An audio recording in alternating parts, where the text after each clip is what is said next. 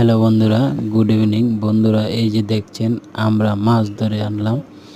তারপরে এই যে দেখতে পাচ্ছেন আমি মাছ একটি পাতার মধ্যে নিয়েছি।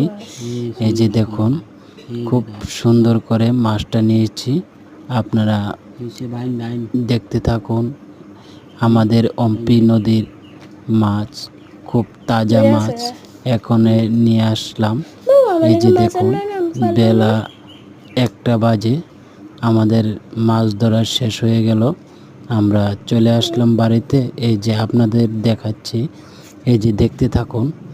আশা করব যে নতুন ভিডিওটার জন্য খুবই ভালো লাগবে।